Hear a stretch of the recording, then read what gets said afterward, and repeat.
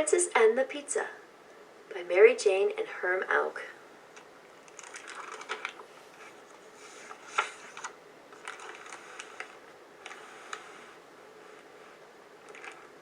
Princess Paulina needed a job.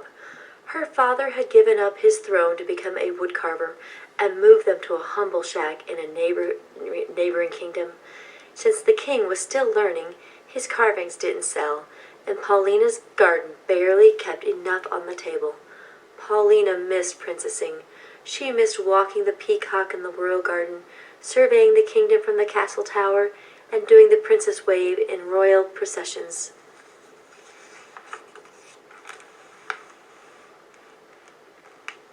Paulina tried walking a stray chicken around her shack, but it only pecked at her bare toes. Surveying the kingdom from the shack's leaky roof made even more holes. She tried princess waving to the townspeople from her father's cart, but nobody bothered to wave back. They just thought she was swatting at flies.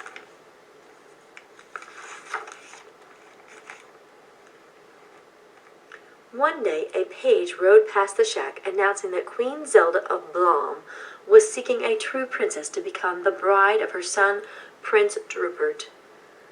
"This is my chance to get back at princessing," said Paulina. She rummaged through her trunk of ex-princess stuff and brushed the wood shavings from her best ball gown and blew away the bits of sawdust that clung to her diamond tiara.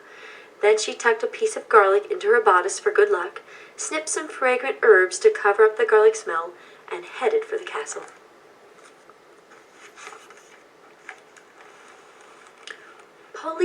Paulina didn't expect much competition.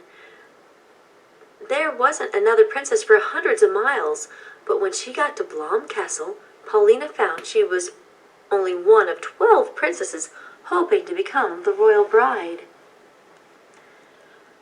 When she looked into her assigned room, Paulina saw her bed piled with 16 mattresses. "Oh, for Pete's sakes! The old mattress and the pea trick! That's so once upon a time." And naturally, Paulina didn't sleep all night because she felt the lumpy pea through all of the mattresses. When the 12 princesses gathered in the throne room the next morning, the 7 who looked bright-eyed were sent home. Now only Paulina and 4 other sleepy princesses remained. First, they were made to write essays entitled, "Why I Want to Have the Gracious and Exquisitely Beautiful Queen Zelda for My Mother-in-Law." Prince Rupert and Queen Zelda finally appeared on the balcony. Queen Zelda did all the talking. "Congratulations, ladies! You have written some lovely essays, which I will keep in my scrapbook, and you have all passed the mattress test. But to make absolutely sure you are royal blood, there is a second test. Only a true princess can wear these glass slippers." "Oh, for Pete's sakes, you never heard of sneakers?" Paulina asked. Queen Zelda gave Paulina a sharp look. "Nobody said you had to hike in them. Just try them on."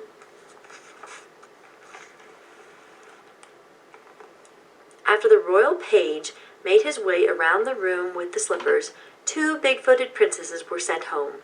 Now only Paulina and 2 others remained.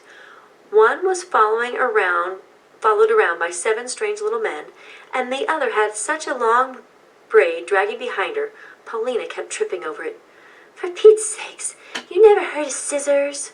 Paulina cried, and Queen Zelda glared at Paulina.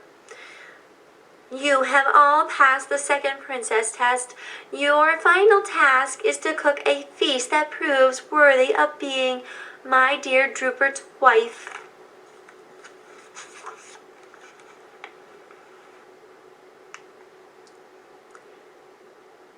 This set up a wail among the princesses, especially Paulina. "For Pete's sakes, you have no royal chef?" "Silence," said the queen. "The table holds the making of 3 fine feasts. Choose well, for the winner will become my dear Rupert's bride." As Paulina started for the table, the long-haired princess tripped her, then loaded up with food.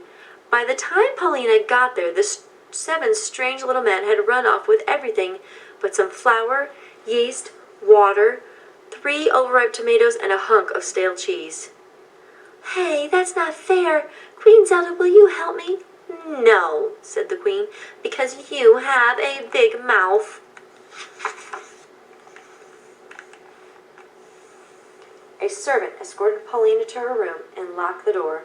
"Hey, how can I cook without a bowl or spoons or pots?"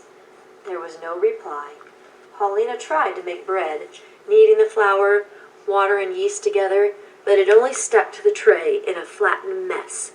She squished the tomatoes over the dough to brighten it up. It looked awful. She sprinkled cheese gratings over the top. It was still a mess. Paulina was exhausted. "Oh, for Pete's sakes, where's your fairy godmother when you need her? I'm going to take a nap." And she reached under the pile of mattresses, pulled out the offending pea, and climbed into bed.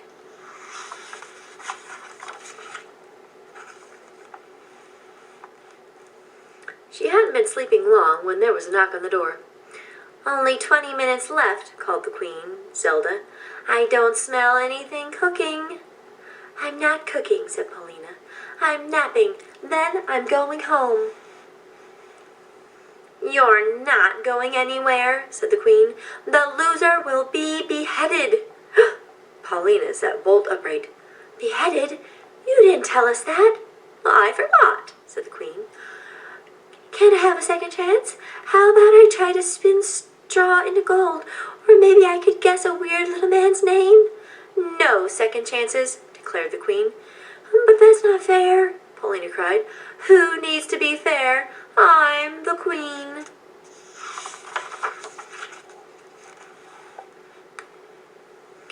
Paulina leaped out of bed and ran to the window, but it was an unbelievably long drop to the ground.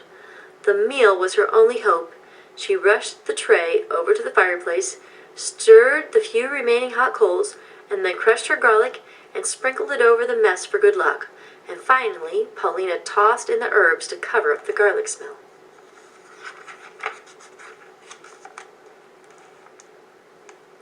Paulina paced back and forth, planning her escape. Perhaps she could make a deal with the long-haired princess to climb down her braid. She didn't notice that the goopy dough had browned into a crust, and the tomatoes were bubbling, and the hard bits of cheese had melted, and the fragrance of the garlic and herbs filled the room. The page opened the door. "Time's up."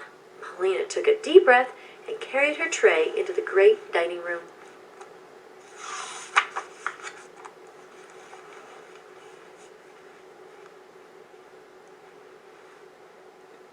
The other princesses had made lovely feasts, especially the one who had the 7 strange little men to help her. Prince Drupert went right to Paulina's tray. "It's not pretty, but it smells scrumptious." He helped himself to an unusually generous piece. "What do you call this dish?" Paulina shrugged. "I don't know." "It can't be an official entry in the contest if it doesn't have a name," said the Queen. "Oh, for Pete's sake," Paulina muttered. "What's that?" snapped the Queen. "Pete's what?" Remembering the beheading threat, Paulina frantically tried to think of a name. It's Pete. It's Pizza." The Queen took a big bite. "Odd name, but it's tasty. The winner is Paulina's Pizza." "You mean I won't be beheaded?"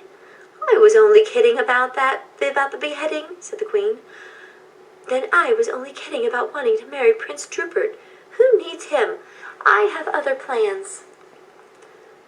"Will you leave your recipe?" asked the Queen. "No way," said Paulina. "It's just become a family secret." And she headed for the door. "I liked you best," whined the Queen, following close behind. "Oh, for Pete's sake," muttered Paulina as she stomped across the drawbridge. Today's special: butterscotch broccoli, pickled parsnips, chocolate chicken, rosemary rhubarb, avocado apricot.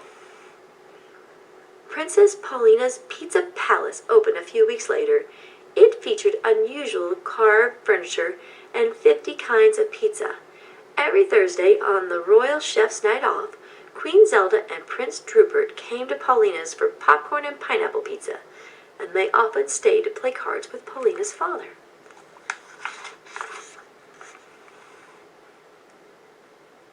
From then on, whenever Paulina drove her pizza delivery cart through the town doing the princess wave, everybody waved back and ran after her, asking about the day's special.